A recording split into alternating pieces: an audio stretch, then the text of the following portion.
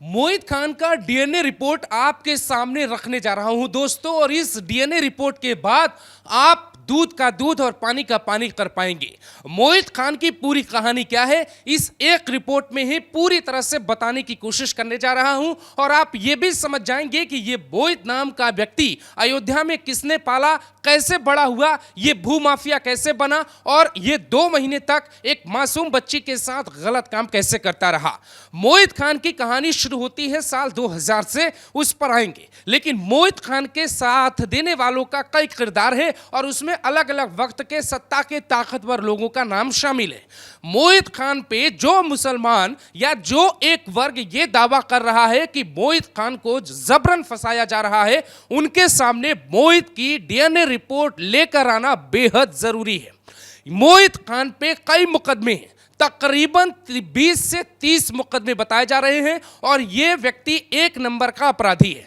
Samajwadi party ने इसको नगर का अध्यक्ष क्यों बनाया, आपको यह भी बताने वाले हैं। दूसरी बात आपको यह भी बताने वाले हैं कि अयोध्या के भीतर यह सनातनियों के खिलाफ कैसे के झंडा चलाता था, यह भी आपको बताएंगे। साथ में आपको यह भी बताएंगे कि क्या जो ये काम कर रहा था, ये जो गलत काम कर रहा था, इसकी जानकारी क्या इसके परिवार और इसके परिवार में जो इसके 3 बेटे हैं जो इसके बेकरी में साथ में काम करते थे, क्या उनको भी पता है। और इससे भी जरूरी बात आपको यह भी बताएंगे कि वो व्यक्ति कौन था जिसकी हत्या इसने की थी, और दुर्गा पूजा के दौरान इसने विरोध किया था और इसको जेल में डाला गया था। 2012 के बाद समाजवादी पार्टी ने इसे नगर अध्यक्ष इसलिए बनाया क्योंकि इस व्यक्ति ने एक हिंदू व्यक्ति की हत्या कर दी थी, और उसके बाद इसे जेल भेजा गया था। तो शुरू करते हैं इसकी कहानी। जब ये सब सिर्फ 18 साल का था, मोहित खान 18 साल की उम्र में सबसे पहले कांग्रेस के मुख्यालय में बैठना शुरू करता है।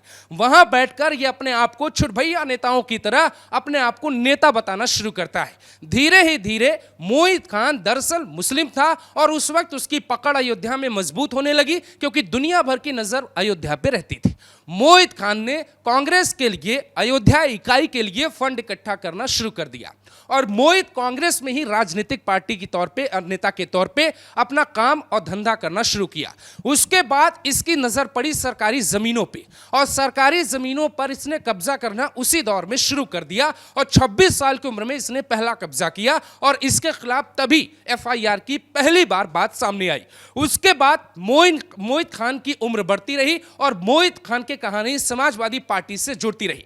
अखिलेश यादव जी ने डीएनए रिपोर्ट की बात की थी, हम वही डीएनए रिपोर्ट मोहित खान की पेश करने की कोशिश कर रहे हैं कि एक ऐसा अपराधी जिसके कैरेक्टर में अपराधी छिपा है, उसे समाजवादी पार्टी क्यों बचा रही है। और मोहित खान पे अगर समाजवादी पार्टी ने साल 2012 से 2015 के बीच एक भी एक्शन लिया होता तो उसकी मनमानी न होती। यह व्यक्ति इतना ताकतवर और इतना समझदार था, सिर्फ दो तक इसने पढ़ाई की है। दूसरी क्लास के बाद मोहित खान ने पढ़ाई छोड़ दी, और इसकी पढ़ाई जो है वो मदरसे से हुई है।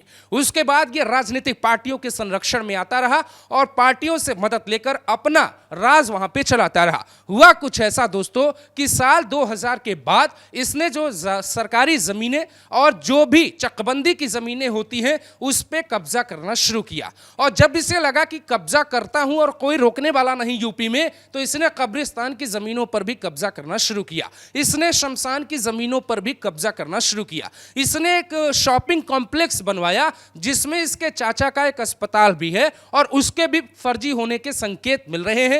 पुलिस विभाग और राजस्व विभाग जांच कर रहा है, और साथ में उस शॉपिंग कॉम्प्लेक्स के 10 मीटर के एरिया को गिराने की बात कही जा रही है, और वहां से दुकानें खाली हो रही हैं।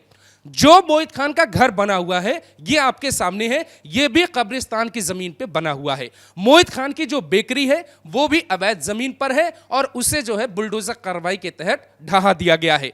मोहित खान ने यही कहानी अपनी नहीं रोकी, वो समाजवादी पार्टी की तरफ बढ़ता रहा, और उन्हीं दिनों साल 2012 से 2017 में समाजवादी पार्टी की सरकार आ जाती है। इसको जो संरक्षण देने का काम करते हैं वो करते हैं पांडे, जो समाजवादी पार्टी में पूर्व मंत्री रहे। वो उस वक्त तत्कालीन मंत्री थे, फिलहाल अभी पूर्व मंत्री हैं। और पांडे को इतना गुस्सा आ रहा है मोहित खान के जेल जाने के बाद कि वो मीडिया कर्मियों से बातचीत के दौरान भड़क जाते हैं। हम इस कहानी पर आएंगे, लेकिन उसके पहले सुनिए कि कैसे इसको समाजवादी पार्टी ने अपना नेता माना और क्यों माना। दरअसल बात 2012 की है।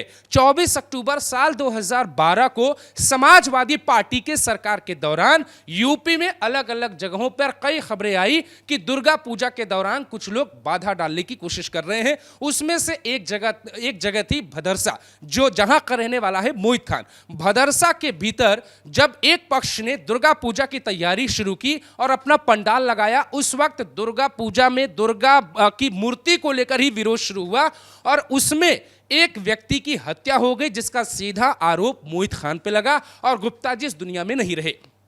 इसके बाद मोहित को जेल में डाला गया और मोहित पे सबसे ताकतवर पहला मुकदमा दर्ज हुआ, लेकिन वो कुछ महीने बाद ही जेल से जमानत पर वापस आ जाता है और उसकी कहानी शुरू होती है। अब मोहित खान के कब्जे में, यानी कि मोहित खान के घर के भीतर एक चौकी खुलती है। यानी चौकी, भाई अगर आपके घर में कोई चौकी खुलेगी तो आप वहां के राजा ही होंगे और जो आप चाहेंगे वो करेंगे। किसी की जान ले लेंगे, किसी बच्ची के साथ गलत कर देंगे, आपके ऊपर कार्रवाई नहीं होगी। वो तो आप गनीमत मनाइए कि लखनऊ में योगी आदित्यनाथ बैठे हैं।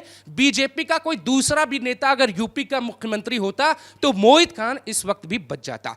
पूरी चौकी उसके घर से चलती थी, जिस चौकी को बंद कर दिया गया। शमशान की जमीन पे उसके कॉम्प्लेक्स खोले गए और शमशान की जमीन पे ही उसके परिवार और रिश्तेदारों ने कब्जा कर लिया और अपने कारोबार को बढ़ा लिया। कहानी और आगे बढ़ती है और समाजवादी पार्टी की नजर उस पर पड़ जाती है जब समाजवादी पार्टी की सरकार को यह मैसेज जाता है कि मोहित खान का एक व्यक्ति है जो भदरसा की 50 से ज्यादा प्रतिशत आबादी वाले इलाके में मुसलमानों का मसीहा इसलिए बना है क्योंकि उसके ऊपर एक आरोप है कि उसने किसी एक हिंदू को रोका था और उसकी जान ली थी।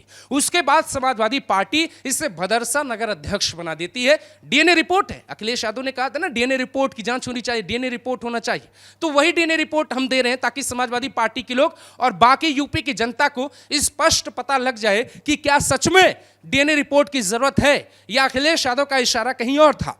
तो ये समाजवादी पार्टी में नगर अध्यक्ष बन जाता है और वहां से इसकी मनमानी शुरू होती है। जब ये जेल से बाहर आता है, उसके बाद जेल से बाहर आने के बाद ये मुसलमानों का मसीहा बन जाता है और ठेकेदारी शुरू कर देता है, कब्जा बढ़ा देता है।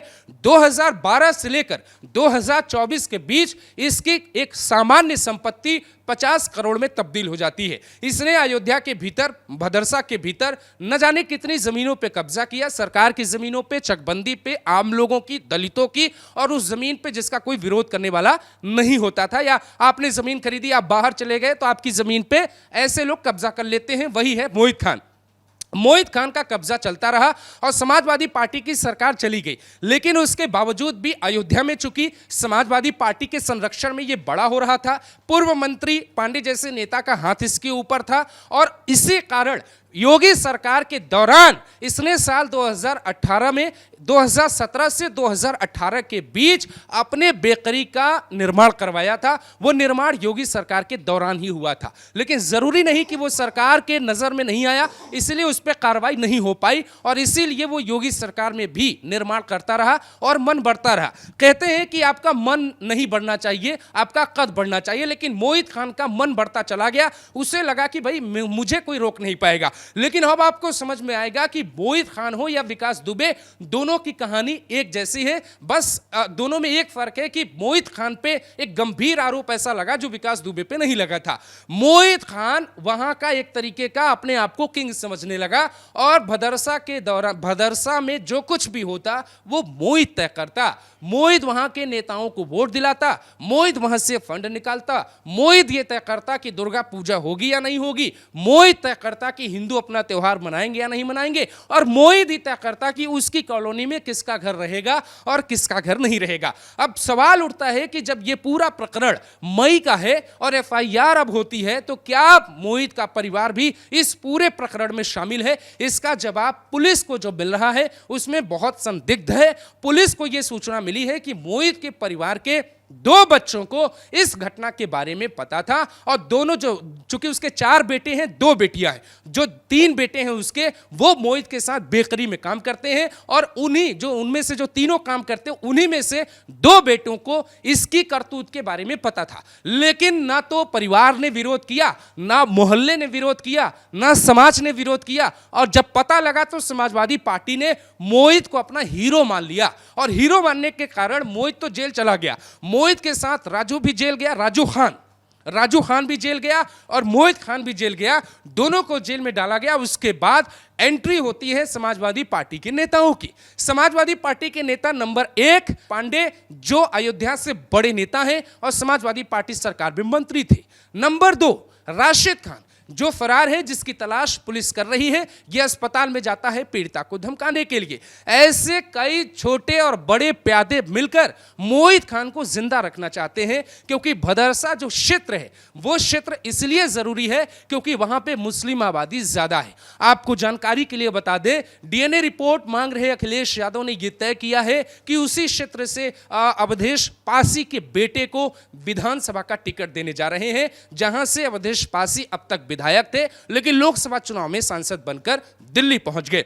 अब दोस्तों आप समझिए कि अयोध्या के भीतर समाजवादी पार्टी जीती क्यों, और जीतना मतलब उसका जीतने का चांस भविष्य में क्यों दिखाई देता है। वो इसलिए क्योंकि जिस हिसाब से मोहित खान को समाजवादी पार्टी डीएनए रिपोर्ट लाकर बचाने की कोशिश कर रही है, वह साफ मकसद है कि मुसलमानों का वोट समाजवादी पार्टी को मिले। इसीलिए यह पूरा कांड करता रहा और समाजवादी पार्टी उस पर पर्दा डालती रही। लेकिन सबसे दिलचस्प कहानी यह है कि इसने भदरसा के भीतर कोई ऐसी जमीन नहीं छोड़ी जिस पे इसने कब्जा नहीं किया। धीरे धीरे ये नेता छुटभैया नेता से बड़ा नेता बन गया और इसकी पकड़ चौकी से थाने पे पहुंच गई और थाने से तहसील पे पहुंच गई और ये एक नंबर का दलाल बन गया और दलाली के जरिए मोटी कमाई करने लगा। मोहल्ले में किसी की लड़ाई होती तो ठीक वही काम करता जैसे कोई राजा महाराजा करते, दोनों के बीच या समझौता कराता या फिर ये थाने में जाकर मोटी वसूली करता। तो मोहित खान के साथ जो होना चाहिए वो तो होगा ही होगा। सवाल यह है कि समाजवादी पार्टी ने एक ऐसे व्यक्ति को संरक्षण क्या इसलिए दिया क्योंकि उसने एक व्यक्ति की हत्या की थी और एक ऐसे समुदाय के व्यक्ति की हत्या की थी जिससे वोट बैंक बढ़ सकता है। जब ऐसे व्यक्ति पे इतने गंभीर आरोप लगे हैं और उससे जेल भेजा गया, सबूत मिले हैं, तो उसके बावजूद समाजवादी पार्टी ने उसे नगर अध्यक्ष क्यों बनाया। ये नगर अध्यक्ष बनाने वाली बात आपने देखी होगी। हम आपको पेपर पे दिखाते हैं कि नगर अध्यक्ष बना है। ये आपके सामने वो पेपर है जिसमें इसका नाम लिखा हुआ है। मोहित खान जैसे लोगों के लिए उत्तर प्रदेश में जगह नहीं होनी चाहिए। योगी आदित्यनाथ भी जानते हैं कि उत्तर प्रदेश का हर एक व्यक्ति गुड न्यूज की तलाश में है। उसे उम्मीद है कि विकास दुबे, अतीक या मुख्तार या बाकी लोगों की तरह एक गुड न्यूज आएगी। वो गुड न्यूज क्या है ये तो आप भी जानते हैं।